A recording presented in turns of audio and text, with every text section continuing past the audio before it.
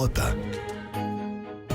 Toute l'actualité éco avec Éric Le Boucher. Bonsoir Éric. Bonsoir Nicolas. Et la bourse de Paris, de nouveau dans le vert. Oui, deuxième journée de net rebond, plus 2,60% à 4195 au seuil des 4200 points. Alors les investisseurs rachètent les titres devenus bon marché. N'oubliez pas que l'indice avait perdu 11% après le Brexit. La moitié du chemin a été faite.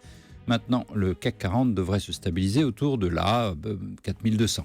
Le chiffre du jour. Le déficit budgétaire français a peu de chances de redescendre à 2,7% du PIB en 2017, comme promis par François Hollande. C'est la Cour des comptes qui le dit. Elle s'émeut des annonces du gouvernement, comme le dégel du point d'indice pour les fonctionnaires ou les aides aux jeunes agriculteurs. Ces cadeaux, plusieurs milliards, ne sont pas financés. La Cour pense que cette année, l'objectif sera atteint, 3,3%, mais compte le passage sous les 3%, le fameux seuil maastrichtien en 2017, est peu crédible. Le fait du jour, Éric Le Boucher, c'est l'ouverture de l'exposition Vivatech à Paris qui va réunir 5000 startups du monde entier. Et c'est l'autre visage de la France des grèves, le visage d'un pays innovant. Oui, voilà, et regardez cette vitrine. Pendant 3 jours, à la porte de Versailles, organisée par les Échos et Publicis, un peu de pub, vont se réunir des stars de l'Internet, comme Eric Schmidt de Google, Jim Wales de Wikipédia, David Marcus de Facebook. Tout le monde va débattre de la révolution numérique dans la banque, le tourisme, les transports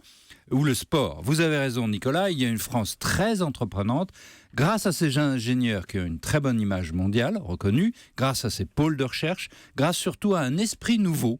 Les jeunes vont de moins en moins dans les grands groupes installés. Ils veulent créer leur boîte. C'est ce qu'on a envie d'entendre, mais Éric, quel est le poids réel de cette France innovante ? On parle quand même d'1 million d'emplois, dont la moitié serait à Paris. C'est énorme, ce serait 5% des emplois en France. Ce qu'on sait, c'est qu'il y a l'état d'esprit, on l'a vu avec l'organisation par le ministère de l'économie de la French Tech qui aide au déplacement des jeunes pousses dans les salons Internet du monde, en Californie depuis 2 ans par exemple. Mais les initiatives sont aussi privées. Ceux qui ont réussi, comme Xavier Niel de Free, aident les autres en créant des écoles et des incubateurs. On sait aussi qu'il y a un financement par les fonds privés et surtout par la Banque publique d'investissement, devenue un acteur tout à fait clé de ce secteur. Ce qui pêche encore, c'est le développement au-delà de la phase de démarrage, l'essor commercial et international de très grande ampleur. Ces entreprises à très gros développement, on les appelle des licornes, elles manquent encore de fonds capables de faire des apports en centaines de millions d'euros.